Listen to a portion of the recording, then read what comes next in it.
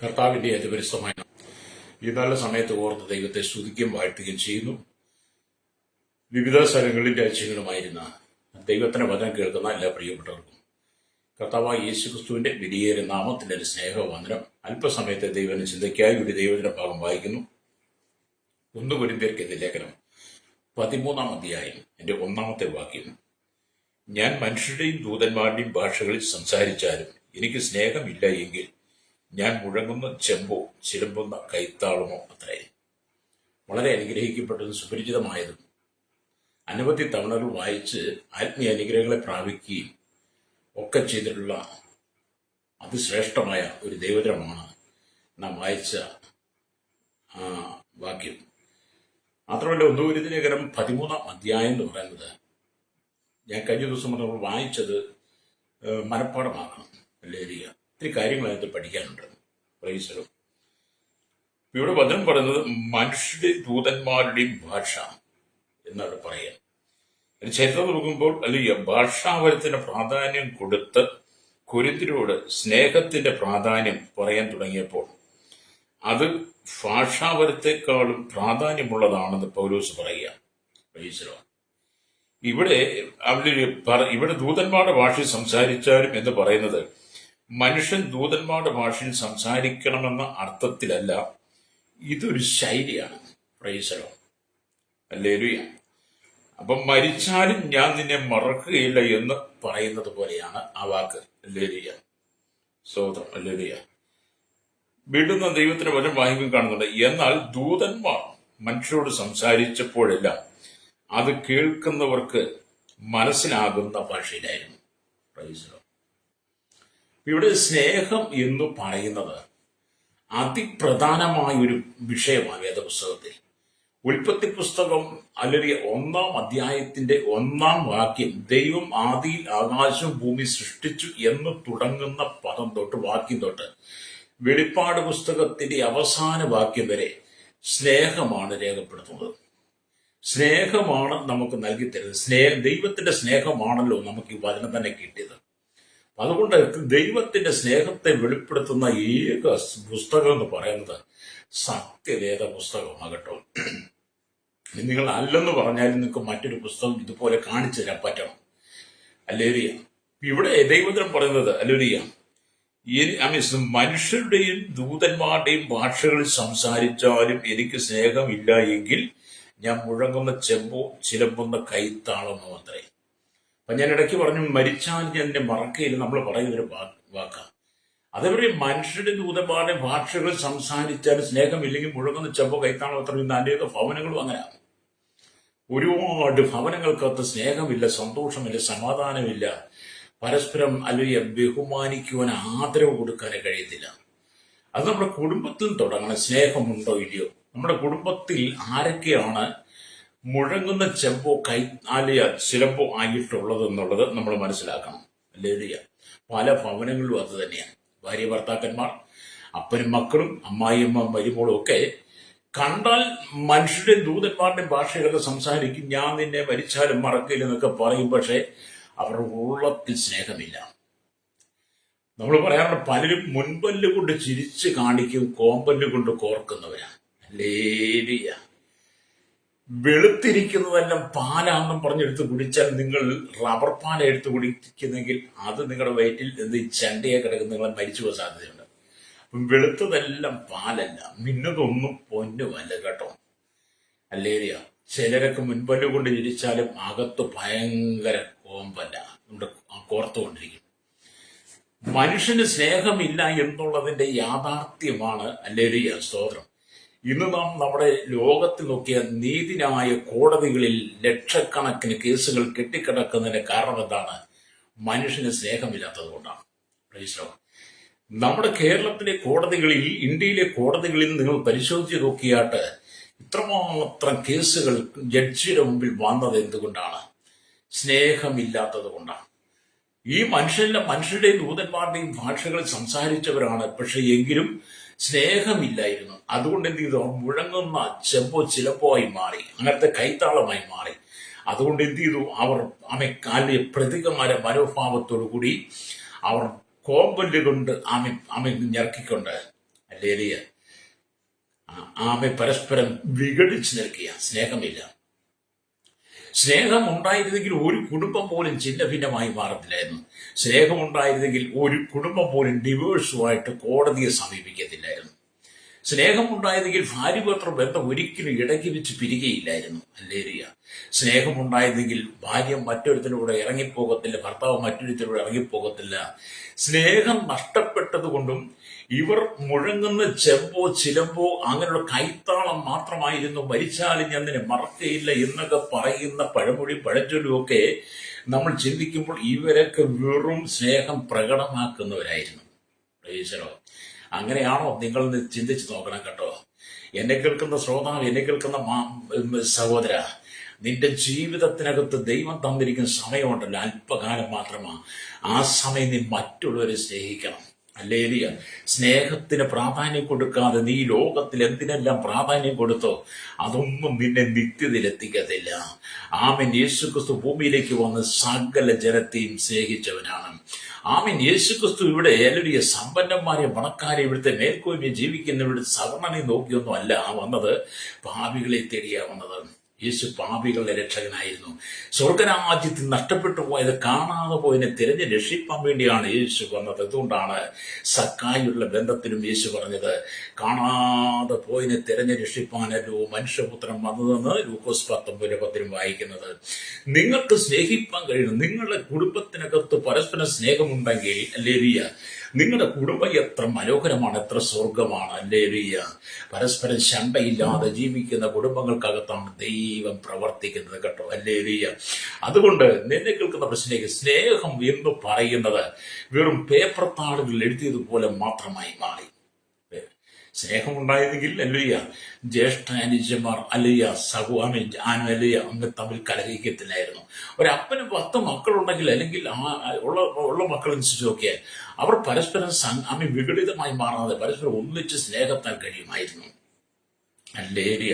പക്ഷെ ഇന്നത്തെ കാലഘട്ടത്തിൽ ഒന്നുമില്ല കേട്ടോ. അതുകൊണ്ടാണ് വചനം പറയുന്നത് ഹല്ലേലൂയ, മുഴങ്ങുന്ന ചെമ്പ് എന്ന് പറഞ്ഞാൽ പാട്ടിന്റെ രാഗത്തോട് ബന്ധപ്പെടാതെ താളങ്ങളില്ലാതെ താളമില്ലാതെ അടിച്ചുകൊണ്ടിരിക്കുന്ന ശബ്ദമാണ്. ഹല്ലേലൂയ. മുഴങ്ങുന്ന ചെമ്പ് പാട്ടിനോട് ഒരിക്കലും ചേർന്ന് പോകത്തില്ല. ഹല്ലേലൂയ. ഈ പള്ളികളിലൊക്കെ ഞങ്ങൾ സഭായോഗം നടത്തുമ്പോൾ ചില പള്ളികളിലൊക്കെ സഭായോഗത്തിന് വന്നിരിക്കുമ്പോൾ വിശ്വാസികൾ കൈയടിച്ചു പാടുകയാണല്ലോ. വിശ്വാസികൾ കൈയടിച്ചു പാടുമ്പോൾ ചില സഹോദരന്മാരും ചില സഹോദരിമാരും അങ്ങോട്ട് ഒന്നിച്ച് കൈയടിക്കുന്നവർ അവരെന്തൊക്കെയോ അടിച്ചു കൂട്ടിയൊക്കെ പോകും. ആരാധനയ്ക്ക് ഒരു ശൈലിയുണ്ട്. ആ ശൈലിയുണ്ട്, അവരങ്ങ് കീറി അങ്ങ് പോവുക. കാരണം അവരാണ് വലിയ, കാരണം അത് അവർക്ക് മുഴങ്ങല്ലേ അങ്ങനെ എന്നൊക്കെ പറയുന്നത്. ആരാധനയ്ക്കും പ്രാർത്ഥനയ്ക്കും താളമില്ലാതൊരു ശൈലിയില്ലാതെ ചിലരൊക്കെ മുഴങ്ങുന്ന ചെമ്പോ ചിലമ്പോ ഒക്കെ, മുഴങ്ങുന്ന ചെമ്പാണ് അല്ലേ, അങ്ങനെ ശബ്ദം അല്ലേ അപ്പൊ ഉദ്ദേശിക്കുന്നത്. അപ്പൊ കൈത്താളവും ക്രമമില്ലാതെ അടിച്ചാൽ അത് തന്നെയാണ് ഫലം. സ്നേഹത്തിനും പ്രാധാന്യം കൊടുക്കാതെ ഏത് ശുശ്രൂഷ ചെയ്താലും പ്രയോജനമില്ല. എന്നെ കേൾക്കുന്ന പ്രിയ സഹോദരങ്ങളെ പറയട്ടെ, സ്നേഹത്തിന് പ്രാധാന്യം കൊടുക്കാതെ നിങ്ങൾ എത്ര മഹനീയമായി ശുശ്രൂഷ ചെയ്താലും ദൈവം അത് പ്രസാദിക്കുന്നില്ല. സ്നേഹത്തിന് പ്രാധാന്യം കൊടുത്ത് കുടുംബത്തിനകത്ത് സ്നേഹം നിലനിർത്തുന്നില്ലെങ്കിൽ നീ ഏതെല്ലാം ദൈവത്തെ വിളിച്ചാലും യാതൊരു പ്രയോജനമില്ല. സ്നേഹം നിന്റെ കുടുംബത്തിനകത്ത് നിറഞ്ഞു നിൽക്കാതെ, കുടുംബം സ്നേഹത്താൽ നിറഞ്ഞ ആ പുണ്യ അനുഭവം അല്ലെങ്കിൽ നീ എന്തെല്ലാം നേർച്ച കാഴ്ചകൾ നടത്തി, എന്തെല്ലാം തീർത്ഥാടനങ്ങൾ നടത്തി, എന്തെല്ലാം ദാനധർമ്മങ്ങൾ ചെയ്താലും ഹല്ലേലൂയ സ്നേഹമില്ല എങ്കിൽ നീ ചെയ്യുന്നതെല്ലാം മുഴങ്ങുന്ന ചെമ്പോ കൈത്താളോ ഒക്കെയാണ്. ചിലമ്പോ കൈത്താളമോ. സ്നേഹത്തിനാണ് പ്രിയരെ ലോകത്തിൽ പ്രാധാന്യം. ഈ ലോകത്തിൽ പ്രാധാന്യം സ്നേഹമാണ്. സ്നേഹമുണ്ടായിരുന്നെങ്കിൽ ഇന്ന് പരസ്പര ശത്രുക്കളായി ലോകം ജീവിക്കത്തില്ലായിരുന്നു. ഹല്ലേലൂയ. അപ്പൊ മധുരമുള്ള ഈ ആത്മാവിന്റെ ഫലങ്ങളാണ്. നമ്മുടെ ആത്മാവിന്റെ ഫലങ്ങൾ എന്ന് പറഞ്ഞാൽ മധുരമുള്ളതാണ്. അതിലേറ്റവും മധുരം കൂടിയ ഫലമാണ് സ്നേഹം എന്ന് പറയുന്നത്. ഹല്ലേലൂയ. ഈ ലോകത്തിൽ അനേക ഫ്രൂട്ട്സുകൾ നിങ്ങൾക്ക് വാങ്ങാൻ കിട്ടും. ഹല്ലേലൂയ. നമ്മുടെ കണ്ണുകൊണ്ട് കണ്ടിട്ടില്ലാത്ത ഫ്രൂട്ട്സുകൾ. ഞാൻ എന്നെയൊക്കെ സംബന്ധിച്ചാണ് പറഞ്ഞത് കേട്ടോ. ഞാൻ ചില കടകളിലൊക്കെ ഫ്രൂട്ട്സ് ഇരിക്കുമ്പോൾ ഞാൻ ആ കടക്കാരോട് ചോദിക്കും, ചേട്ടാ ഇതിന്റെ പേരെന്താ? അപ്പൊ അവർ പറഞ്ഞു തരുമ്പോഴാണ് അതിന്റെ പേര് മനസ്സിലാകുന്നത്. അങ്ങനെ നോക്കുമ്പോൾ എണ്ണിയാൽ തീരാത്ത വിധത്തിൽ ഞാൻ കണ്ടിട്ടില്ലാത്ത അനവധി ഫ്രൂട്ട്സുകൾ ഇപ്പോൾ ഞാൻ പറയാൻ കാരണം, അങ്ങനെ എണ്ണിയാൽ ഒടുക്കാത്ത അനവധി ഫ്രൂട്ട്സുകൾ നമ്മുടെ കടകളിലുണ്ട്. ആ ഫ്രൂട്ട്സുകളൊക്കെ നമ്മൾ മേടിച്ച് കഴിച്ച നല്ല മധുരമുള്ളതും രുചിയുള്ളതും സ്വാദുള്ളതൊക്കെയാണ്. പക്ഷേ ഇതൊക്കെയാണെങ്കിലും ഏറ്റവും കൂടിയ മധുരം, തേനിനേക്കാളും മധുരമേറിയതാണ് സ്നേഹം എന്ന് പറയുന്നത്. അപ്പൊ തേനിനേക്കാളും മധുരമേറിയതാണ് ദൈവത്തിന്റെ വചനം, തേനിനേക്കാളും മധുരമേറിയതാണ് ദൈവസ്നേഹം. ഹല്ലേലൂയ. നിന്റെ ഉള്ളിൽ സ്നേഹമുണ്ടെങ്കിൽ അത് തേനിനേക്കാളും, ഈ ലോകത്തിലുള്ള സകല മധുരത്തെക്കാളും അത് മധുരിക്കുന്നതാണ്. ആ മധുരിക്കുന്ന സ്നേഹം വേണം നീ മറ്റുള്ളവർക്ക് കൊടുക്കാൻ. ഭാര്യ ഭർത്താവിന് തേനിനേക്കാളും ശ്രേഷ്ഠമായി മധുരം, അത് ക്രിസ്തുവിന് അവന് സ്നേഹം കൊടുക്കണം. ഭർത്താവും ഭാര്യ അങ്ങനെയൊക്കെ തന്നെ. അപ്പൊ ഏറ്റവും വലിയ സ്നേഹം എന്ന് പറയുന്നത് ദൈവം നമുക്ക് തന്നിരിക്കുന്ന സ്നേഹമാണ്. അതാണ് ഏറ്റവും മധുരമുള്ള സ്നേഹം. ഹല്ലേലൂയ. അപ്പൊ നിങ്ങളുടെ ഉള്ളിൽ നിന്ന് ഏറ്റവും മധുരമുള്ള ഫലമായിരിക്കുന്ന സ്നേഹം പുറപ്പെടുവിക്കുവാനായിട്ടാണ് കർത്താവ് നമ്മിൽ നിന്ന് ആഗ്രഹിക്കുന്നത്. ഹല്ലേലൂയ. നിങ്ങൾ ആ സ്നേഹത്തിന് വേണ്ടി ദാഹത്തോടു കൂടി വാഞ്ചിക്കണം. ഹല്ലേലൂയ. കർത്താവിനോട് നമ്മുടെ കർത്താവ്, എൻ്റെ ഉള്ളിൽ നിന്ന് പുറപ്പെടുന്ന സ്നേഹത്തിന് മാധുര്യം ഉണ്ടായിരിക്കണം, അത് ശ്രേഷ്ഠത ഉണ്ടായിരിക്കണം. അങ്ങ് ജനത്തെ സ്നേഹിച്ചതുപോലെ തന്നെ എനിക്കും സ്നേഹിക്കാൻ കഴിയണം. ഏറ്റവും വലിയ സ്നേഹം എന്ന് പറഞ്ഞ യേശു ക്രൂശിൽ കാണിച്ചതാ കേട്ടോ. ഹല്ലേലൂയ. യേശുവിനെ ക്രൂശിൽ തറച്ച്, യേശു ക്രൂശിൽ മരണവേദന അനുഭവിക്കുമ്പോൾ ഒരു കൂട്ടം ജനം കുലപാതകനെന്നും ചതിയനെന്നും ബെൽസബൂലെന്നും കള്ളനെന്നും ഒക്കെ പറഞ്ഞ് അവന്റെ മുഖത്തടിച്ച് കണ്ടത്ത് അടിച്ച് മുഖത്ത് തുപ്പി, അവന് കുടിക്കാൻ ചുറുക്കയൊക്കെ കൊടുത്ത്, നീ രാജാവാണെങ്കിൽ നീ നിന്നെ തന്നെ രക്ഷിക്കും, നീ പലരും രക്ഷിച്ചല്ലോ, അങ്ങനെയാണ് നീ നിന്നെ തന്നെ രക്ഷിക്കുക, നീ മന്ദിരം പൊളിച്ചാൽ അല്ലെ 46 സംവത്സരം കൊണ്ട് പണിത മന്ദിരം പൊളിച്ചാൽ നീ 3 ദിവസം കൊണ്ട് പണിയെന്നൊക്കെ പറഞ്ഞവനല്ലേ, അതുകൊണ്ട് നീ നിന്നെ തന്നെ ഒന്ന് രക്ഷിക്കുക എന്നൊക്കെ പറഞ്ഞ് ഒരു കൂട്ടം ജനം യേശുവിനെതിരെ ആരവാരം ഉയർത്തുമ്പോൾ നമ്മുടെ കർത്താവ് പറഞ്ഞത് എന്തുവാ? പിതാവേ, ഇവർ ചെയ്യുന്നത് എന്തെന്നറിയാകിയാൽ ഇവരോട് ക്ഷമിക്കണമെന്ന് പറഞ്ഞ യേശു ക്രിസ്തുവിന്റെ ആ വായിൽ നിന്ന് പുറപ്പെട്ട മധുരമുള്ള വാക്കുകൾ. യെരൂശലേം പുത്രിമാരെ, എന്നെ ചൊല്ലി കരയണ്ട, നിങ്ങളുടെ മക്കളെ ചൊല്ലി കരവിൻ. അല്ലേലിയ. സ്നേഹമല്ലേ അതിനകത്തൊക്കെ നിറഞ്ഞു നിൽക്കുന്നത്. അല്ലേലിയ. സ്തേഫാനോസ് കൊണ്ട് മരിക്കുമ്പോൾ മുട്ടുകുത്തി പ്രാർത്ഥിച്ചു പുറത്ത് പറഞ്ഞു, കർത്താവേ, ഈ പാപം ഇവർക്ക് നിർത്തരുതേ. സ്നേഹമല്ലേ? ഹല്ലേലൂയ. അതേ സ്നേഹത്തിനാണ് ലോകത്തിൽ ഏറ്റവും വലിയ പ്രാധാന്യം കേട്ടോ. മനുഷ്യൻ ഏറ്റവും വലിയ പ്രാധാന്യം കൊടുക്കുന്നത് പണത്തിനും പേരിനും പ്രശസ്തിക്കും സ്ഥാനമാനങ്ങൾക്കും അധികാരങ്ങൾക്കും. മനുഷ്യൻ ലോകത്തിന്റെ ഇഷ്ടങ്ങൾക്കും ഇച്ഛകൾക്കുമാണ് ഏറ്റവും കൂടുതൽ പ്രാധാന്യം കൊടുക്കുന്നത്. എന്നാൽ വിശുദ്ധ തിരുവെഴുത്ത് പഠിപ്പിക്കുന്നത് ഏറ്റവും വലിയ പ്രാധാന്യമുള്ളത് നമ്മുടെ ആത്മാവിൽ നിന്ന് പുറപ്പെടുന്ന സ്നേഹത്തിനാണ്. സ്നേഹം എന്ന് പറയുന്നത് നമ്മുടെ ഉള്ളിൽ പകർന്നിരിക്കുന്ന പരിശുദ്ധാത്മാവിലൂടെ വേണം ആ സ്നേഹം പുറപ്പെടുവിക്കുവാൻ. ഹല്ലേലൂയ. അതുകൊണ്ട് സ്നേഹത്തിലേക്ക് നീ മടങ്ങി വരണം. കാലം അധികമില്ല ശ്രോതാവേ, കാലം അധികമില്ല സഹോദരി, നിനക്ക് ഈ ഭൂമിയില് നീ ഇവിടുത്തെ താൽക്കാലിക ജീവനക്കാരിയാണ്. നമ്മൾ ഈ സർക്കാർ സ്ഥാപനങ്ങളൊക്കെ നമ്മൾ പറയുമ്പോഴല്ലേ, അവൻ താൽക്കാലിക ജീവനക്കാരാ, അവൾ താൽക്കാലിക ജീവനക്കാരിയാണെന്നൊക്കെ പറയല്ലേ എന്ന് പറഞ്ഞതുപോലെ നിങ്ങൾ ഈ ലോകത്തൊരു താൽക്കാലിക ജീവനക്കാരിയാ. നിങ്ങൾക്ക് ഇവിടെ അല്ലെങ്കിൽ സ്ഥിരമായിട്ട് നിൽപ്പാൻ കഴിയില്ല. അല്ലെ, കാലാവധി കഴിയുമ്പോൾ താൽക്കാലികമായ ആ ജോലി നിങ്ങളെ പിരിച്ചുവിടുമ്പോൾ, നിങ്ങളുടെ ഈ കാലാവധി കഴിയുമ്പോൾ നിങ്ങൾ ഈ ഭൂമിയിൽ നിന്ന് മാറിപ്പോകും. അതുകൊണ്ട് എന്നെ കേൾക്കുന്ന മാതാപിതാവേ, ഇവിടെ ജീവിക്കുമ്പോൾ വേണം സ്നേഹം മറ്റുള്ളവർക്ക് പകരുവാൻ. നീ ജീവനോടെ ഇരിക്കുമ്പോൾ, ആരോഗ്യത്തോടു കൂടി ഇരിക്കുമ്പോൾ, അല്ലേലൂയ, ദൈവം നിനക്ക് എല്ലാ നന്മയും തരുമ്പോൾ, സന്തോഷം തരുമ്പോൾ, ആരോഗ്യം തരുമ്പോൾ വേണം നീ മറ്റുള്ളവരെ ആത്മാവിന്റെ ഫലമാകുന്ന സ്നേഹമാകുന്ന മധുരം നീ മറ്റുള്ളവർക്ക് കൊടുക്കുവാൻ. രക്തം ചെയ്യും. ഹല്ലേലൂയ.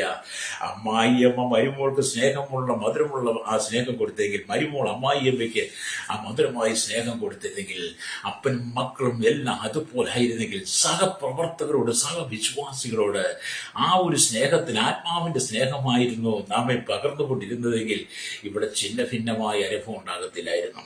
അല്ലേരി. അപ്പൊ അതുകൊണ്ട് നിങ്ങൾ സ്നേഹത്തിനു വേണ്ടി ദാഹത്തോടുകൂടി പ്രാർത്ഥിക്കണം, വാഞ്ചിക്കണം. അല്ലേരിയ. അത് നിങ്ങളെ ദൈവത്തെ അധികമായി സ്നേഹിപ്പാൻ പഠിപ്പിക്കും.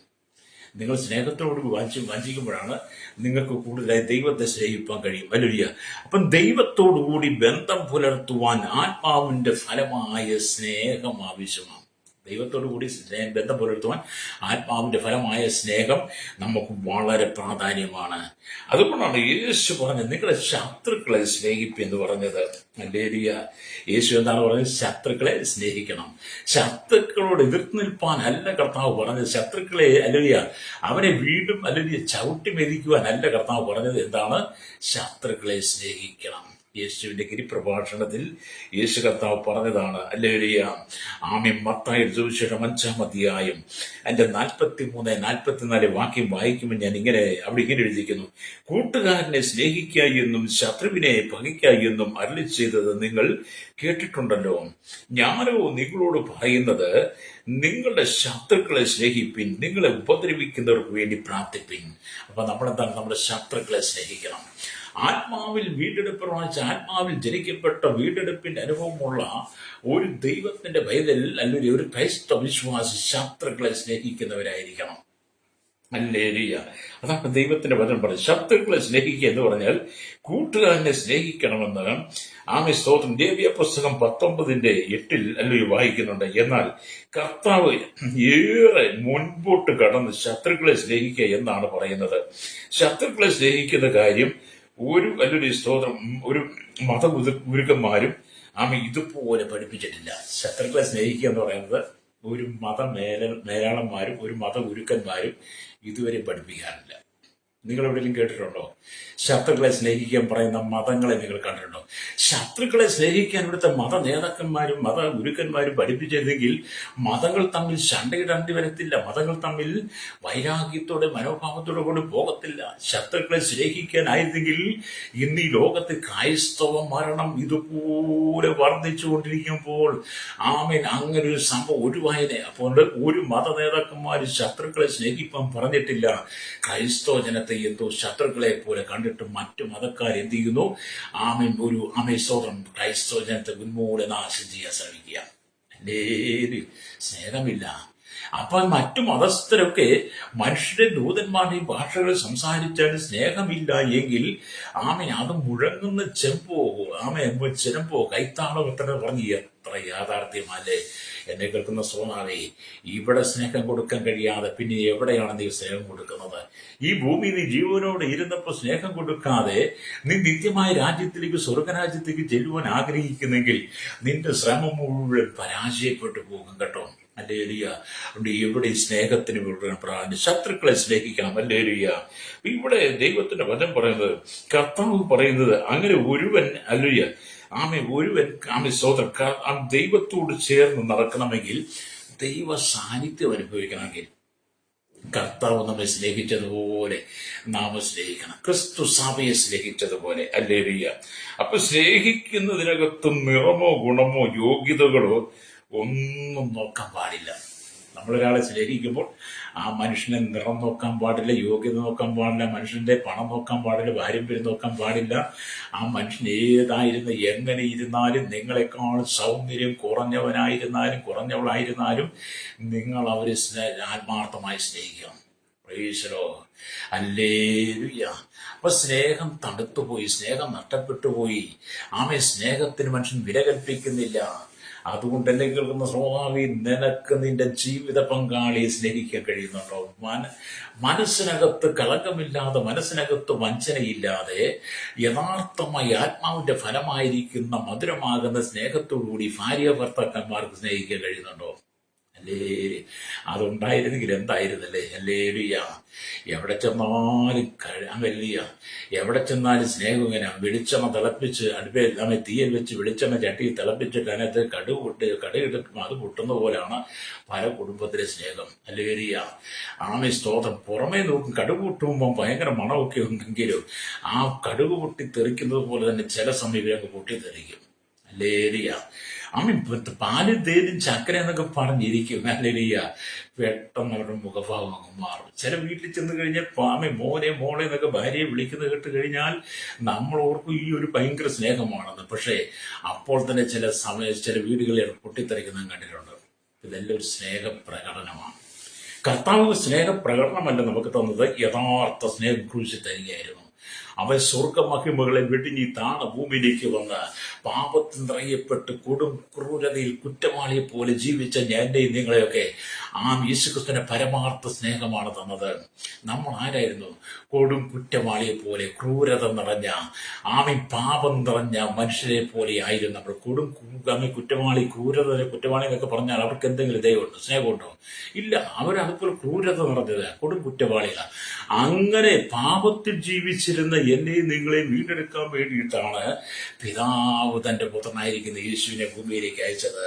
അതുകൊണ്ട് ഇന്ന് പോലെ എന്നെ കേൾക്കുന്ന മാതാവി പിതാവേയും അല്ലെങ്കിൽ നാം യേശുവിനെ പോലെയാകണം. ഗുരുവിനെ പോലെയാകുന്നത് ശിഷ്യന് മതി എന്ന് വചനം രേഖപ്പെടും. ക്രിസ്തു എന്ന നിറവോളം നിങ്ങൾ വളരണം. രക്തം ചെയ്യാം. അല്ലെങ്കിൽ ക്രിസ്തു എന്ന നിറവിനോളം നിങ്ങൾ വളരുമ്പോഴാണ് നിങ്ങളുടെ ഉള്ളിൽ സ്നേഹത്തിന്റെ തീനാളം തെളിയുന്നത്.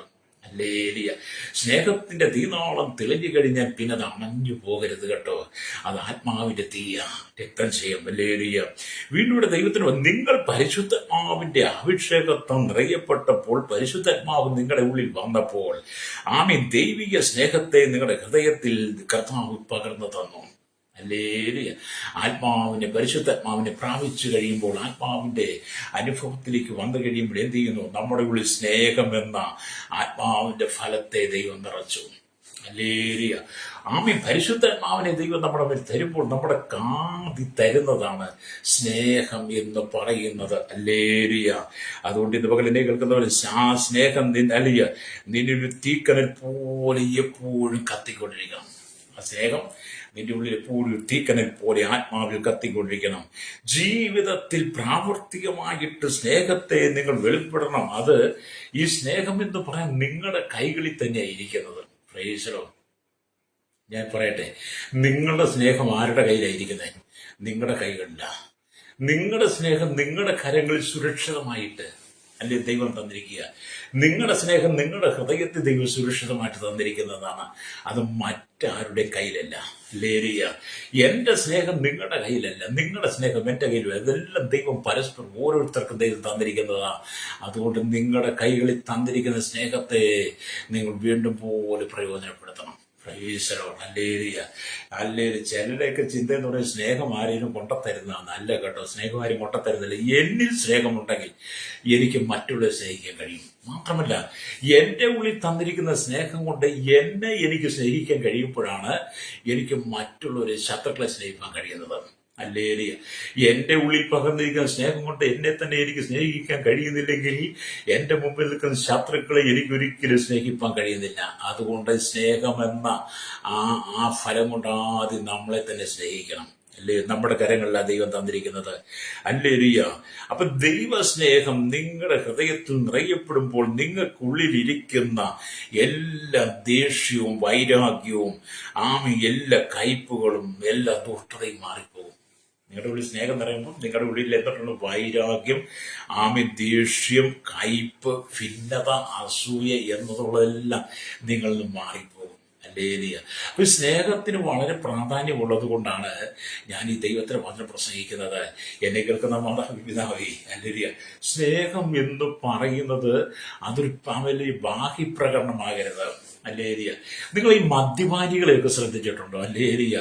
മദ്യപാനികൾ എന്ന് പറഞ്ഞാൽ അവർ രാവിലെ ജോലിക്ക് പോയിട്ട് അവർ തിരിച്ചു മടങ്ങി വരുമ്പോൾ അവരുടെ കയ്യിലിരിക്കുന്ന സമ്പത്ത് മുഴുവൻ വഴി വെച്ച് ബീവറേജുകാരനൊക്കെ വാങ്ങും. ചിലയിടത്ത് ബാറുകാരനൊക്കെ വാങ്ങും, ചിലയിടത്ത് കള്ളുഷാപ്പുകാരൻ വാങ്ങും. എന്നിട്ട് അവസാനം പോരാൻ നേരത്ത് വല്ല 10, 20, 25, 50 രൂപയൊക്കെ കാണും. വീട്ടിൽ വന്ന് ഭാര്യയെ തൃപ്തിപ്പെടുത്തണ്ടേ, മക്കളെയൊക്കെ തൃപ്തിപ്പെടുത്തണം. അതിന് ഈ മദ്യപാനി ഇങ്ങോട്ട് വരുന്ന വഴിക്ക് വഴിയിൽ എവിടെയെങ്കിലും തട്ടുകട കാണും. ഈ തട്ടുകട കാണുമ്പോഴത്തെ ആ വഴിക്ക് തട്ടുകട ഇന്നത്തെ കാലഘട്ടത്തിൽ പരിപ്പോടെയോ അല്ലെങ്കിൽ ബജിയോ എന്തെങ്കിലും മേടിച്ചോണ്ട് 4-5 പൊതിഞ്ഞ് കെട്ടി വരും. ചിലരൊക്കെ വേറെ അങ്ങോട്ട് പോയിട്ട് ഏതെങ്കിലും വീട്ടിൽ കല്യാണ സദ്യക്ക് അവിടെ പോയിട്ട് എന്തെങ്കിലും പൊതി പാഴ്സലായിട്ട് വരും. ഇതിങ്ങോട്ട് വീട്ടിലേക്ക് വരുമ്പോഴത്തേനും രാവിലെ ഭാര്യയും കുഞ്ഞുങ്ങളെ എന്ത് ചെയ്യും? അവർക്കൊന്നും കിട്ടാതിരിക്കുകയല്ലേ, അവരെ സന്തോഷത്തോടെ വാങ്ങി കഴിക്കും. പക്ഷെ ഇവൻ അധ്വാനിച്ച മുഴുവൻ ബീവറേജുകാരെ കൊണ്ടുപോയി. ചില ഭാര്യയെ പ്രസാദിപ്പിക്കുന്നതും മക്കളെ പ്രസാദിപ്പിക്കുന്നതും അവൻ കുടിച്ചു മുള്ളി തീർത്തതിന് ശേഷം വലിയൊരു ഉണ്ടവെല്ലാം തകർന്നിട്ട് എവിടുന്നേലും വല്ല ഉണക്കപ്പരിപ്പൂടെ മേടിച്ചുകൊണ്ട് വീട്ടിൽ വന്നിട്ട് ഭാര്യയും മക്കളും തൃപ്തിപ്പെടുത്തും. ഏരിയ അവൻ ചില ഭവനങ്ങളൊക്കെ അല്ലെങ്കിൽ ഭർത്താക്കന്മാരുടെ മുമ്പിൽ ഭാര്യമാർ ഇറങ്ങി നിന്നിട്ട് ഇന്ന് പണിയെടുത്ത പൈസ എന്തി, ജോലി ചെയ്ത പൈസ എന്ത്, പൈസ തന്നിട്ട് പോയാൽ മതി. എന്തിനാണെന്ന് പറയുന്നത്? കാരണം പറയിപ്പിച്ചത് ആ ഭർത്താവിൻ്റെ ഉള്ളിൽ സ്നേഹമുണ്ടായിരുന്നെങ്കിൽ, ഭാര്യയോട് മക്കളോട് സ്നേഹമുണ്ടായിരുന്നെങ്കിൽ അവൻ്റെ പണം ഒരിക്കലും കള്ള് ഷാപ്പുകാരനും ബീവറേജുകാരനും ബാറുകാരനും കൊണ്ടുപോകുകയില്ലായിരുന്നു. അവൻ്റെ അധ്വാന ബലം അവൻ്റെ മക്കളോട് ഒന്നിച്ച് സന്തോഷിച്ചേനെ. ഹല്ലേലൂയ. സ്നേഹം നഷ്ടപ്പെട്ടാൽ, ഹല്ലേലൂയ, സ്നേഹമില്ലെങ്കിൽ ഇതെല്ലാം മുഴങ്ങുന്ന ചെമ്പോ ചിലമ്പോ കൈത്താളമാണ്. സകല മദ്യപാനികളും സകല ലഹരിക്കടിമകളായി ആയിരിക്കുന്നവരുടെ സ്നേഹം, സകല ദ്രവ്യാംഗികളുടെ സ്നേഹം, സകല അക്രമവാസനകളുടെ സ്നേഹം, സകല രാഷ്ട്രീയക്കാരുടെ സ്നേഹം, എല്ലാ മത നേതാക്കന്മാരുടെ സ്നേഹം എന്ന് പറയുന്നത് അവർ മനുഷ്യരെ ദൂതന്മാരെ ഭാഷകളിൽ സംസാരിച്ചാലും സ്നേഹമില്ല എങ്കിൽ ഏതുമില്ല. അവർക്ക് മുഴങ്ങുന്ന ചെമ്പോ ചിലമ്പോ കൈത്താളം മാത്രമാണ് പ്രിയരെ. ഹല്ലേലൂയ. രക്തത്തെ അങ്ങനെയല്ലേ? നിങ്ങൾ അങ്ങനല്ലേ കണ്ടത്? ഞാനങ്ങനെ ഒത്തിരി കാണാറുണ്ട്, കേൾക്കാറുണ്ട്. പണ്ട് ഞാൻ അങ്ങനെ ആയിരുന്നു. പണ്ട് ഞാൻ എല്ലാവരും സ്നേഹിക്കുമായിരുന്നു, എനിക്ക് എല്ലാവരും സ്നേഹമായിരുന്നു, എന്നൊരു എല്ലാവരും സ്നേഹമായിരുന്നു. പക്ഷെ ഞാൻ മനുഷ്യരെ ദൂതന്മാരുടെ ഭാഷകൾ സംസാരിക്കുന്നൊക്കെ എനിക്ക് തോന്നിയാലും ഞാൻ മറ്റുള്ളവരെ സ്നേഹിക്കുന്നത് അതൊരു ബാഹ്യപ്രകടനം മാത്രമായിരുന്നു. ഈ മുഴങ്ങുന്ന ചെമ്പോ ചിലമ്പോ കൈ എന്ന് പറഞ്ഞതുപോലെ മാത്രമായിരുന്നു. എനിക്ക് ആരും ഉള്ളു തുറന്ന് സ്നേഹിക്കാൻ കഴിഞ്ഞിട്ടില്ല. എന്നാൽ കർത്താവ് യേശുവിനെ സ്വന്തം രക്ഷിതാവും പിതാവുമായി സ്വീകരിച്ച് ദൈവത്തിന് കൽപ്പന പ്രമാണിച്ച് ആത്മാവിൽ നിറയപ്പെട്ട് കഴിഞ്ഞപ്പോഴാണ് എൻ്റെ സ്നേഹം ബാഹ്യപ്രകടനമല്ല എന്ന് എനിക്ക് തോന്നിയതും എൻ്റെ സ്നേഹം ഹൃദയത്തിന്റെ അന്തരാത്മാവിൽ നമ്മുടെ ഉള്ളിൽ പകുന്ന ആത്മാവിന്റെ തീനാളം, ആ തീനാളം ആളെ കത്തിക്കൊണ്ട് എന്ത് ഈ സ്നേഹം മധുരമായിട്ട് പകർന്നു കൊടുക്കണമെന്ന് അന്നാണ് എൻ്റെ ജീവിതത്തിൽ എനിക്ക് ബോധ്യപ്പെട്ടത്. രക്തം ചെയ്യും. അതുകൊണ്ട് സ്നേഹിത, നിന്റെ ഉള്ളിൽ സ്നേഹം നിറയണം കേട്ടോ. Praise Lord. എന്നെ കേൾക്കുന്ന മാതാപിതാവ്, എന്നെ കേൾക്കുന്ന സഹോദരി, സ്നേഹിക്കണം, പരസ്പരം സ്നേഹിക്കണം. ഹല്ലേലൂയ. ആരോടും കയ്പോടുകൂടി ഇരിക്കരുത്. കയ്പും വെച്ചുകൊണ്ട് നിങ്ങൾ ഈ ഭൂമി ജീവിച്ചാൽ, കയ്പേറിയ അനുഭവത്തോട് കടന്നുപോയാൽ, മറ്റുള്ള ക്ഷമിക്കാൻ കഴിയാതെ കടന്നുപോയാൽ ഒരുപക്ഷെ നിനക്ക് നിത്യതയിലെത്തുവാൻ കഴിയില്ല. അതുകൊണ്ട് ഹല്ലേലൂയ, ഒരിക്കലും അല്ലെങ്കിൽ സ്തോത്രം, ഒരു പാസ്റ്റർക്ക് ഒരു സഹോദരൻ ചെന്ന് കേട്ടോ, എൻ്റെ പുസ്തകത്തിൽ വായിച്ചതാ. ഒരു സഹോദരൻ ഹല്ലേലൂയ, ആ സഹോദരൻ തന്റെ സഹോദരനോട് സഹിക്കാൻ കഴിയുന്നില്ല. അതുകൊണ്ട് ഈ ഒരു സഹോദരൻ ചെന്ന് പാസ്റ്റർ എനിക്ക് സഹിക്കാൻ പറ്റാത്ത വയറുവേദനയാണ്, പുഴുപോലെ എൻ്റെ വയറിനകത്ത് അത് കുത്തിക്കൊണ്ടിരിക്കുകയാണ്.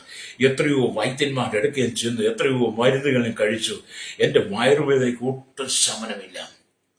വയറുവേദന വരുമ്പോഴത്തേനും വലിയ ആ മനുഷ്യനെ കൂടി വളഞ്ഞു പൊളയുക. അത് ഒരുപാട് മരുന്ന് കഴിച്ച് ഒരുപാട് ടെസ്റ്റ് ചെയ്ത് എന്നിട്ടൊന്നും അല്ലെങ്കിൽ ആ വയറുവേദന മാറുന്നില്ല. അല്ലെങ്കിൽ അപ്പം ഈ പാസ്റ്റർ പ്രാർത്ഥിച്ചിട്ട് പറഞ്ഞു, സഹോദരൻ, നിന്റെ വയറുവേദന മാറാത്തത് നിന്റെ ജീവിതത്തിന്റെ ക്രമക്കേടാണ്. അദ്ദേഹം ചോദിച്ചു, എന്ത് പാസ്റ്റർ ഞാൻ ചെയ്യേണ്ടത്? അതുകൊണ്ട് ഈ പാസ്റ്റർ പറഞ്ഞു, നീ നിന്റെ സഹോദരനോട് സംസാരിച്ച് അവനുമായുള്ള പ്രശ്നത്തിനകത്ത് പരിഹാരം കാണണം. അപ്പൊ അവൻ ചോദിച്ചു, എന്താ? അപ്പൊ അവന് പാസ്റ്റർ പറഞ്ഞു, നിന്റെ അപ്പൻ സ്വത്ത് വീതം വെച്ചപ്പോൾ നിന്റെ അനുജന് കിട്ടിയതിന്റെ വീതം നീ അവന് കൊടുക്കാതെ ആ സ്വത്ത് വ്യവഹാരത്തിൽ നിന്റെ അനുജനെ നീ ദ്രോഹിച്ചു. ഹല്ലേലൂയ. അനുജനെ ദ്രോഹിച്ചോടെ നിനക്ക് ശാപമായി മാറി. ആ ശാപം നിന്റെ വയറിനകത്ത് ഈ കടുത്ത വേദന കൊണ്ടെത്തന്നു. അതുകൊണ്ട് നീ ഓടിച്ചെന്ന് നിന്റെ സഹോദരനോട് നിരപ്പ് പ്രാപിച്ച് അവനോട് തെറ്റുകൾ തിരുത്തി മടങ്ങി വന്നിട്ട് നീ ദൈവത്തിന് നിന്നെ സമർപ്പിക്കാൻ നിന്റെ വയറിൽ വേദന പോകുമെന്ന് ഈ ആ സഹോദരനോട് പറഞ്ഞു. അതുവരെ അവന് മനസ്സിലായില്ല. അവന്റെ സഹോദരനെ ദ്രോഹിച്ച് അവന്റെ സ്വത്ത് അപഹരിച്ചെടുത്തത് കൊണ്ടാണ് അവന്റെ ഈ വയറിന്റെ വേദന മാറാത്തെന്ന് അവന് മനസ്സിലായില്ല. പക്ഷേ സ്വന്തം സഹോദരനെ ദ്രോഹിച്ച് ഉപദ്രവിച്ച് അവന്റെ സ്വത്ത് അപഹരിച്ചെടുത്തിട്ട് അവൻ നന്നായി ജീവിക്കാൻ വേണ്ടി, പക്ഷെ അവന് വയറുവേദന എന്ന് പറയുന്ന കഠിന അസുഖം അവനെ പിടിപെട്ടു. അല്ലേ? അതുകൊണ്ടാണ് നമ്മുടെ കർത്താവ് യേശു ക്രിസ്തു നമ്മോട് പറയുന്നത്, തന്റെ ഗിരിപ്രഭാഷണത്തിൽ പറയുന്നത്, മത്തായിയുടെ സുവിശേഷം 5-ാം അധ്യായത്തിന്റെ 22-23 വാക്യങ്ങൾ വായിക്കുമ്പോൾ കാണുന്നുണ്ട്, ഞാനോ നിങ്ങളോട് പറയുന്നത്, സഹോദരനോട് കോപിക്കുന്നവനെല്ലാം ന്യായവിധിക്ക് യോഗ്യനാവും. സഹോദരനോട് കോപിക്കുന്നവരെല്ലാം ന്യായവിധിക്ക് യോഗ്യനാകും. സഹോദരനോടും സഹോദരിയോടും മാതാപിതാക്കളോടും മറ്റുള്ളവരോട് നീ കോപിക്കുമ്പോൾ നിന്റെ ഉള്ളിൽ സ്നേഹം കൊടുക്കുന്നവരും കോപം വന്നു കഴിയുമ്പോൾ നീ ന്യായവിധിക്ക് യോഗ്യനായി തീരും. ഇതുപോലെ മാരകമായ രോഗം നിന്റെ ഉള്ളിൽ വരും. ഹല്ലേലൂയ. മാരകമായ രോഗം വന്ന് നീ പിന്നെ ആ രോഗത്താൽ നീ ബന്ധിക്കപ്പെട്ടു പോകും. അതുകൊണ്ട് നീ സഹോദരനോട് സ്നേഹിക്കാൻ കഴിയണം. ആരോടെങ്കിലും പിണക്കോ കയ്പോ ഈർച്ചയോ ഇടർച്ചകളോ ഒക്കെ ഉണ്ടെങ്കിൽ അവ ഏറ്റുപറഞ്ഞ് ഉപേക്ഷിക്കുമ്പോൾ, അവ ഏറ്റുപറഞ്ഞ് നിരപ്രാപിക്കുമ്പോൾ നിന്റെ ഉള്ളത്തിലെ രോഗങ്ങൾ മാറാൻ തുടങ്ങും. അതുകൊണ്ടാണ് യേശു പറഞ്ഞത്, ഞാനോ നിങ്ങളോട് പറഞ്ഞ സഹോദരനോട് കോപിക്കുന്നവരെല്ലാം ന്യായവിധിക്ക് യോഗ്യനാകും. സഹോദരനോട് നിസ്സാര എന്ന് പറഞ്ഞാലോ ന്യായാധിപ സഭയുടെ മുമ്പിൽ നിൽക്കേണ്ടി വരും. മൂട എന്ന് പറഞ്ഞാലോ അഗ്നിനരകത്തിന് യോഗ്യനാകും. ഹല്ലേലൂയ. അപ്പൊ സഹോദരനെ കോപിക്കാൻ പാടില്ല, നിസ്സാര എന്ന് പറയാൻ പാടില്ല, മൂട എന്ന് പറയാൻ പാടില്ല.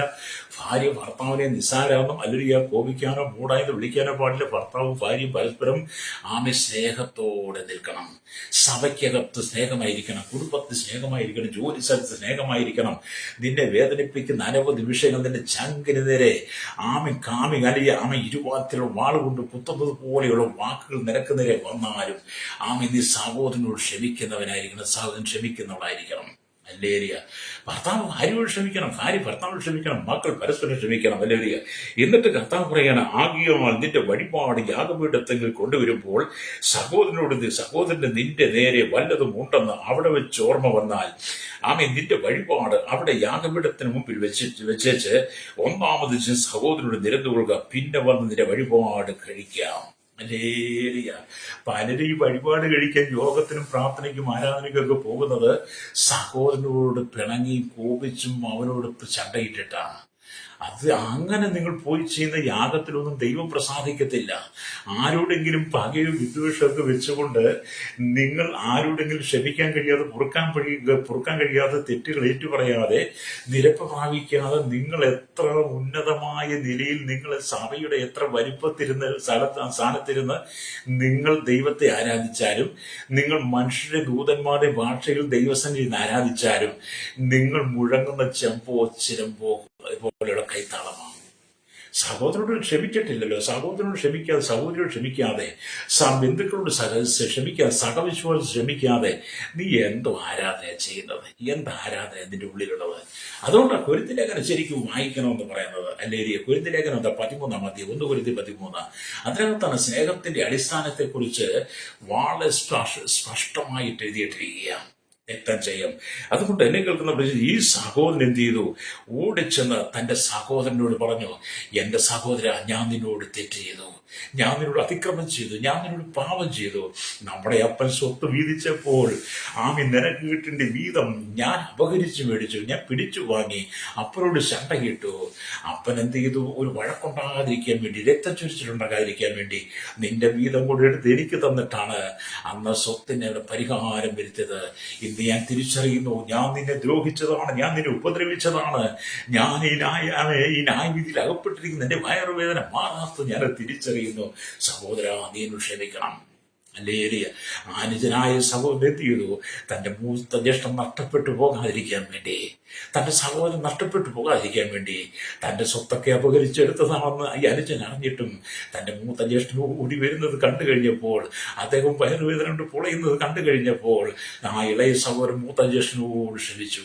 മൂത്ത ജ്യേഷ്ഠൻ സഹോദരനോട് ക്ഷമിച്ച് രണ്ടുപേരും പരസ്പരം സ്നേഹത്തോടെ ക്ഷമയുടെ അനുഭവത്തിൽ തങ്ങളുടെ ഹൃദയത്തിനകത്തുനിന്ന് ആത്മാവിൽ നിന്ന് തീനാളം പോലെയുള്ള സ്നേഹമാകുന്ന മധുരം പരസ്പരം പങ്കിട്ട് കഴിഞ്ഞപ്പോൾ ഈ സഹോദരന്റെ വയറ്റുവേദനയൊക്കെ മാറിയെന്നാണ് കേട്ടത്.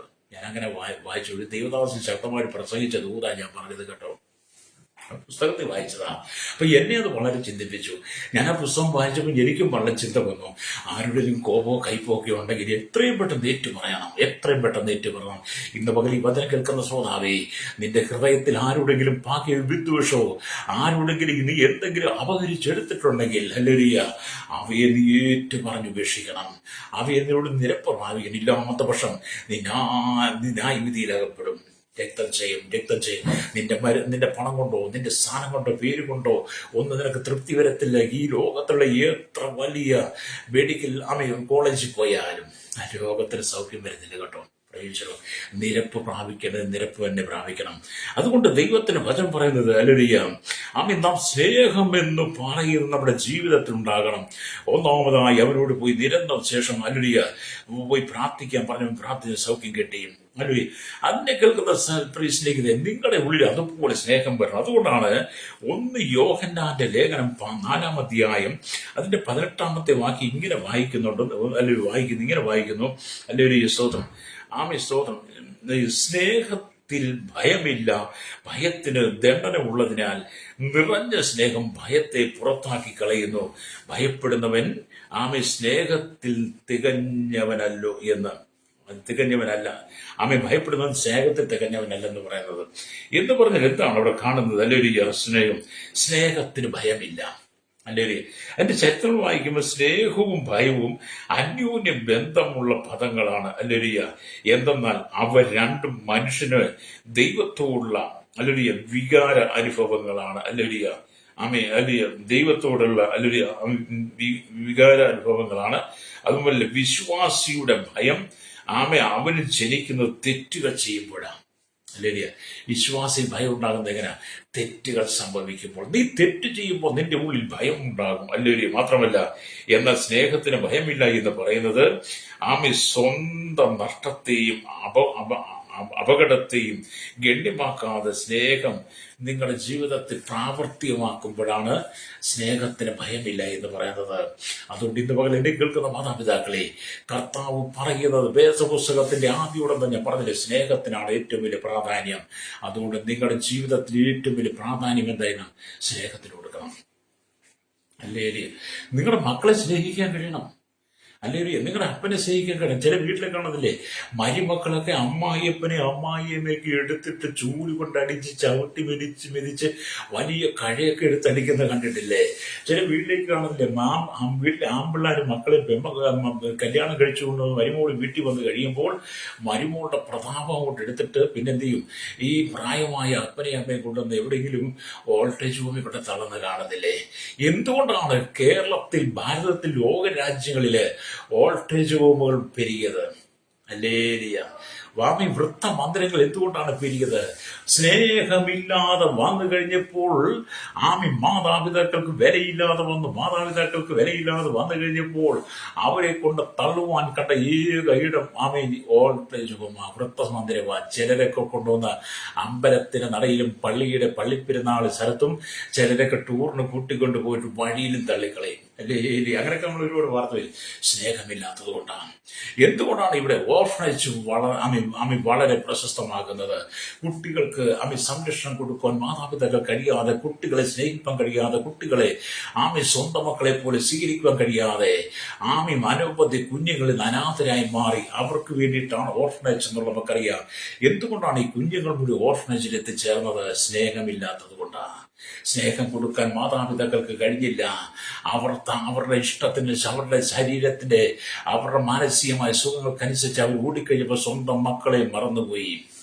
സ്വന്തം മക്കളെ സ്വന്തം മക്കളെ ഓർഫനേജ് കൊണ്ടിട്ടിട്ടും സ്വന്തം മാതാപിതാക്കളെ വോൾട്ടേജ് ഹോമിൽ കൊണ്ടിട്ടിട്ട് നീ എത്ര പ്രാർത്ഥിച്ചാലും, നീ എത്ര ഉപവസിച്ചാലും, നീ എത്ര ദൈവത്തെ വിളിച്ചാലും നിന്റെ പ്രാർത്ഥന ദൈവം കേൾക്കത്തില്ല. ശ്രോതാവ്, എന്നെ കേൾക്കുന്ന മാതാപിതാക്കൾ ശ്രദ്ധിക്കുക, എന്നെ കേൾക്കുന്ന മക്കൾ ശ്രദ്ധിക്കുക. പ്രത്യേകിച്ച് അപ്പനെയും അമ്മയും കൊണ്ടുവന്ന ഓർഫനേജ് കൊണ്ടുതള്ളുന്ന മരുമക്കളും മക്കളോടും പറയട്ടെ, നീ മനുഷ്യന്റെ ദൂതന്മാരുടെ ഭാഷകൾ സംസാരിച്ചാലും സ്നേഹമില്ല, ഏതുമില്ല എന്ന് പറഞ്ഞ പോലെ നീ മുഴങ്ങുന്ന ചെമ്പോ കൈത്താളമാ. നിന്റെ കുടുംബത്തിനകത്ത് എല്ലാവരും പരസ്പരം സ്നേഹിക്കാൻ കഴിയണം. അതാണ് സ്നേഹം എന്ന് പറഞ്ഞത് കേട്ടോ. അല്ലെ എവിടെയെങ്കിലും കൊണ്ട് തള്ളുന്നതല്ല. ഇന്ന് എത്രയോ കുഞ്ഞുങ്ങളെയാണ് ജനിച്ച ശൈശവ പ്രായത്തിൽ തന്നെ മുനിസിപ്പാലിറ്റിയുടെ വേസ്റ്റിനകത്തും ആശുപത്രിയിലേക്ക് ഉപേക്ഷിച്ചിട്ട് പോകും നമ്മൾ കണ്ടിട്ടില്ലേ? 9 മാസം വയറിനകത്ത് ചുമന്ന് നൊന്ത് പ്രസവിച്ച കുഞ്ഞുങ്ങളെ ആശുപത്രിയിൽ തന്നെ ഉപേക്ഷിക്കുന്ന സഹോദരിമാരെ കണ്ടിട്ടില്ലേ? ഇന്നത്തെ കാലഘട്ടത്തിൽ എന്താണ് അനവധി യുവാക്കന്മാർ അല്ലെങ്കിൽ ഗർഭസ്ഥ ശിശുവിനെ, ഗർഭപാത്രത്തിനെ കൊല ചെയ്യുന്നത്, അബോർഷൻ ചെയ്യുന്നത് കണ്ടിട്ടില്ലേ? എന്തുകൊണ്ട്? സ്നേഹം നഷ്ടപ്പെട്ടു പോയി. അവർക്ക് പല കാരണങ്ങൾ കാണും. അതിലേക്ക് കടക്കുന്നില്ല. പക്ഷെ നിന്റെ ഉള്ളിൽ സ്നേഹം വേണം. ഹല്ലേലൂയ. സ്നേഹമില്ലാതെ നീ എന്ത് ചെയ്താലും പ്രയോജനമില്ല. അപ്പൊ ഇവിടെ അനേകർ സ്നേഹമാണെന്ന് പറഞ്ഞുകൊണ്ട് ജഡീയ മോഹങ്ങളാൽ നടക്കുന്ന, സ്നേഹമെന്ന് പറഞ്ഞുകൊണ്ട് അളവിലധികം പരവശരായി മാറുന്നു. സ്നേഹമെന്ന് പറഞ്ഞുകൊണ്ട് പലരും തെറ്റായ വഴിയിലൂടെ യാത്ര ചെയ്യുന്നു. പല സ്നേഹമാണെന്ന് പറഞ്ഞുകൊണ്ട് ചെറിയ മോഹങ്ങളായി പോകുന്നു. അല്ലെങ്കിൽ പലരും സ്നേഹമെന്ന് പറഞ്ഞുകൊണ്ട് വളരെ ഭയപരവശരായി മാറുന്നു. പലരും സ്നേഹമെന്ന് പറഞ്ഞ തെറ്റായ വഴിയിലൂടെ യാത്ര ചെയ്യുന്നു. അല്ലെലിയ തെറ്റായ വഴിയിലൂടെ യാത്ര ഉഴലുകയാണ്. അല്ലെലിയ അനേകർക്ക് സ്വാർത്ഥമായ സ്നേഹമുണ്ട്. ചിലർക്കൊക്കെ സ്വാർത്ഥമായ സ്നേഹമാണ്. അല്ലെങ്കിൽ എനിക്ക് എൻ്റേത്, ഞങ്ങളുടെ മക്കൾ, എൻ്റെ മക്കൾ എന്നൊക്കെ പറയുന്നത് കേൾക്കത്തില്ലേ? സ്വാർത്ഥമായ സ്നേഹത്തിനൊന്നും വിലയില്ല. യേശു നൽകിയത് ഒരു സ്വാർത്ഥമായ സ്നേഹമല്ല ശ്രോതാവേ. യേശു നൽകിയത് മാനവകുലത്തിന് മുഴുവൻ പകർന്നു തന്ന തൻ്റെ ഹൃദയത്തിൻ്റെ ആങ്കുലത്തിൽ അവൻ പുറത്തു വന്ന സ്നേഹമാണ്. അത് കാൽവരി ക്രൂശിലൂടെ വെളിപ്പെട്ടതാണ്. അവൻ കരിരുപ്പാണികളെ തറയപ്പെട്ട് കിടക്കുമ്പോഴും മുൾക്കിരീടധാരിയായി കിടക്കുമ്പോഴും കണ്ടാൽ ആളല്ല എന്ന് തോന്നുമാറും വിരൂപമായി ഒരു മാംസപിണ്ഡമായി കുരിശിൽ കിടക്കുമ്പോഴും അവൻ്റെ ശരീരത്തിന് രക്തം ധാരധാരി ഒഴുകുമ്പോഴും വേദന കൊണ്ട് പുളയുമ്പോഴും തൻ്റെ ഇടത്തും വലത്തും ക്രൂശിച്ച പടയാളികൾ അവനെ ദൂഷിക്കുമ്പോഴും മുമ്പിൽ നിൽക്കുന്ന ജനം മുഴുവൻ ആക്രോശത്തോടെ യേശുവിനെ പരിഹസിക്കുമ്പോഴും ക്രൂശിൽ വേദന കൊണ്ട് പുളയുന്ന കർത്താവിന്റെ ഹൃദയത്തിന്റെ അങ്കുരത്തിൽ ഉത്ഭവിച്ചു വന്ന സ്നേഹത്തെയാണ് നമ്മുടെ ഹൃദയത്തിനകത്ത് സ്നേഹമായി നിറയേണ്ടത്. രക്തം ചെയ്യും. ഹല്ലേലൂയ. സ്നേഹം ക്രിസ്തുവിന് പ്രാപിക്കണം. രക്തം ചെയ്യും. സ്നേഹം ഒരു മതം തരത്തില്ല, സ്നേഹം ഒരു കടക്കാരൻ തരത്തില്ല, സ്നേഹം ഒരു രാഷ്ട്രീയക്കാരൻ തരത്തില്ല, സ്നേഹം ഒരു സംഘടനക്കാരൻ തരത്തില്ല. സ്നേഹം എന്ന് പറയുന്നത് ഒരു സൂപ്പർ മാർക്കറ്റിൽ വാങ്ങാൻ കിട്ടത്തില്ല. സ്നേഹം എന്ന് പറയുന്ന ഒരു കാമ്പോളത്തിൽ വാങ്ങാൻ കിട്ടത്തില്ല. ലോകത്തിലെങ്ങും വാങ്ങാൻ കിട്ടാത്ത ഒരു കാര്യമാണ് സ്നേഹം എന്ന് പറയുന്നത്. ആ സ്നേഹം വാങ്ങിയെടുക്കുവാൻ യേശു ക്രിസ്തുവിൽ കൂടെ മാത്രമേ കഴിയുള്ളൂ ശ്രോതാവേ. ഹല്ലേലൂയ. ഇന്ന് പകൽ എന്നെ കേൾക്കുന്ന മാതാപിതാവേ, നീ സ്നേഹത്തിലേക്ക് നിറഞ്ഞു വരണം. ആരുടെയും കുറ്റം കണ്ടുപിടിച്ച്, കുറവ് കണ്ടുപിടിച്ച് അവരെ അപമാനിക്കാനും പരിഹസിക്കുവാനും അവരെ താഴ്ത്തിക്കെട്ടുവാനും ഞാനാണ് വലുത്, ഞാനാണ് ശ്രേഷ്ഠൻ എന്ന് പറഞ്ഞ് സ്വാർത്ഥമായ ജീവിതം നയിപ്പാൻ അല്ല ദൈവം നിന്നെ ആക്കി വെച്ചിരിക്കുന്നത്. ശത്രുക്കളെ സ്നേഹിക്കണം, നിങ്ങളെ ഉപദ്രവിക്കുന്നവർക്ക് വേണ്ടി പ്രാർത്ഥിക്കണം. ഹല്ലേലൂയ. ഇത് കർത്താവ് നമുക്ക് നൽകുന്ന പ്രമാണമാണ്. അതുകൊണ്ടാണ് വായിച്ച ദൈവത്തിന്റെ വചനത്തിലേക്ക് വരുമ്പോൾ കാണുന്നത് സ്തോത്രം. കുരിന്ത്യർ ലേഖനത്തിൽ പൗലോസ് ഇങ്ങനെ എഴുതി വെച്ചത്, ഞാൻ മനുഷ്യരുടെ ദൂതന്മാരുടെ ഭാഷകളിൽ സംസാരിച്ചാൽ എനിക്ക് സ്നേഹമില്ല എങ്കിൽ ഞാൻ മുഴങ്ങുന്ന ചിലമ്പുന്ന കൈത്താളമോ അത്രേ. അല്ലേ? യാഥാർത്ഥ്യമല്ലേ? നിങ്ങൾ അങ്ങനത്തെ സ്നേഹം നിങ്ങൾ സ്നേഹം പ്രകടിപ്പിക്കുന്നെങ്കിൽ നിങ്ങൾ മുഴങ്ങുന്ന ചിലമ്പോ ആണോ നിങ്ങൾ? അല്ലെങ്കിൽ നിങ്ങൾ യഥാർത്ഥമായി സ്നേഹിക്കുന്നുണ്ടോ? എന്നെ കേൾക്കുന്ന സഹോദരൻ യഥാർത്ഥമായി നിന്റെ ഭാര്യയെ നീ സ്നേഹിക്കുന്നുണ്ടോ? സഹോദരന്റെ ഭർത്താവിനെ നീ യഥാർത്ഥം സ്നേഹിക്കുന്നുണ്ടോ? എന്നെ കേൾക്കുന്ന സഹോദരിമാരോട് ചോദിക്കുന്നു, നിന്റെ അമ്മായിയമ്മ നിനക്ക് അമ്മായിപ്പനെ സ്നേഹിക്കാൻ കഴിയുന്നുണ്ടോ? അപ്പനമ്മോട് നിന്റെ മരുമോളെ, നിന്റെ മകളെ പോലെ നിനക്ക് സ്നേഹിക്കാൻ കഴിയുന്നുണ്ടോ? നിന്റെ അയൽവാസി നിനക്ക് സ്നേഹിക്കാൻ കഴിയുന്നുണ്ടോ? നിന്റെ സഭയിൽ ഒന്നിച്ച് ആരാധിക്കുന്ന വിശ്വാസിയെ അവന്റെ കുറവുകൾ നോക്കാതെ സ്നേഹിക്കാൻ കഴിയുന്നുണ്ടോ? അതോ നിന്റെ പണത്തിന്റെ പ്രതാപത്തിൽ നിന്നുകൊണ്ട്, പാരമ്പര്യത്തിന്റെ പ്രഭാതത്തിൽ നിന്നുകൊണ്ട്, അല്ലെങ്കിൽ നീ ഏതോ വലിയ പുള്ളിയാണെന്നുള്ള അർപ്പിച്ച കോടിയുടെ ആഗ്രഹത്തിന് ചെന്ന് നിന്നിട്ട് പണ്ട് പിശാചി ചെന്ന് നിന്ന പോലെ നീ പുകഴുന്നവനാണെങ്കിൽ, സ്വാർത്ഥത വെളിപ്പെടുത്തുന്നവനാണെങ്കിൽ, നീ മുഴങ്ങുന്ന ചിലമ്പ് തന്നെയാണ്. നിന്റെ ഉള്ളിൽ സ്നേഹമില്ല. ഈ സ്നേഹത്തിലേക്ക് മടങ്ങുക. അത് ഞങ്ങൾക്ക് വേണ്ടി പ്രാർത്ഥിക്കാൻ പോവുകയാണ്. പൗലോസ് പറഞ്ഞ പോലെ നമ്മുടെ ഉള്ളിൽ സ്നേഹം നിറയട്ടെ.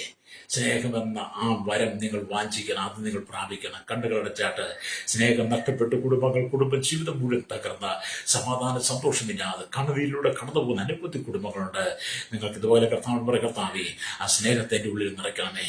എല്ലാവരെയും സ്നേഹിപ്പാൻ, കരുതുവാൻ, എൻ്റെ ഉള്ളിൽ കോപവും വൈരാഗ്യവും എല്ലാ ഈർഷയും പകയും പിണക്കമൊക്കെ മാറി സകലരെയും സ്നേഹിപ്പാൻ, വഴിയിൽ കിടക്കുന്ന യാചകനെ തൊട്ട് കൊട്ടാരത്തിൽ വസിക്കുന്നവരെ ഒരുപോലെ സ്നേഹിപ്പാൻ, പരസ്പരം മുഖപക്ഷം കാണിക്കാതെ സ്നേഹം പകരുവാൻ എന്നെ ശക്തനാക്കണമെന്ന് പറഞ്ഞതിനോടൊപ്പം പ്രാർത്ഥിച്ചാട്ട് പരിശുദ്ധ ഞങ്ങളുടെ നല്ല ദൈവമേ സ്വർഗ്ഗീയ പിതാവേ, അനുഗ്രഹിക്കപ്പെട്ട നല്ല സമയത്തിനായി ലോകം 800 കോടി ജനത്തിന് ഞങ്ങൾ പ്രാർത്ഥിക്കുന്ന സകല മത നേതാക്കന്മാരെ, സാമൂഹ്യ സാംസ്കാരിക മാധ്യമ മീഡിയ രംഗം നിൽക്കുന്നവർ, എല്ലാ രാഷ്ട്രതലവന്മാരെയും, എല്ലാ ഭരണാധികാരികളെയും ദൈവങ്ങൾ ഏൽപ്പിക്കുന്ന ശേഷത്തിനും കൗമാരും യുവനത്തിനും വാർന്നതിലും വൃത്തരും അശ്വത ഞാച്ച് റോട്ടിനെ ചോട്ടഞ്ഞു തടവറയിലായി സകല ജനത്തെയും അപ്പൊ അവിടുത്തെ കരങ്ങളേൽപ്പിക്കുന്ന കുടുംബങ്ങളെല്ലാം ചിന്ന ഭിന്നമായി കിടക്കുകയാണ്, തലമുറകൾ നഷ്ടപ്പെടുന്നു. എവിടെ ചെന്നാലും കോപത്തിന്റെ, ഈർഷ്യയുടെ, വൈരാഗ്യത്തിന്റെ, പ്രതികാരത്തിന്റെ വാക്കുകൾ കർത്താവേ അതൊക്കെ ഒന്ന് മാറി സ്നേഹം കൊണ്ട് ഞങ്ങളുടെ കുടുംബത്തെ, ഞങ്ങളുടെ ജീവിതത്തെ നിറയ്ക്കണമേ. സ്നേഹമെന്ന തീനാളം ഞങ്ങളുടെ ഹൃദയത്തിൽ നിന്ന് അണഞ്ഞു പോകാതെ സ്നേഹമെന്ന ആത്മാവിന്റെ ഫലമായിരിക്കുന്ന സ്നേഹത്തിന്റെ മധുരം മറ്റുള്ളവർക്ക് പകർന്നു കൊടുക്കുവാൻ കർത്താവ് ഞങ്ങളെ ശക്തീകരിക്കണമേ. ജനത്തെ അനുഗ്രഹിച്ച് ശാപങ്ങൾ മാറട്ടെ, രോഗങ്ങൾ മാറട്ടെ, വേദനകൾ അഴിയട്ടെ. ദൈവമേ, നീതിയുടെ കരം വെളിപ്പെടണമേ പ്രാർത്ഥിക്കുകയാണ്. സകല മനുഷ്യരെ അനുഗ്രഹിക്കണം. യേശു ക്രിസ്തുവിന്റെ വലിയ നാമത്തിൽ തന്നെ. ആമേൻ, ആമേൻ.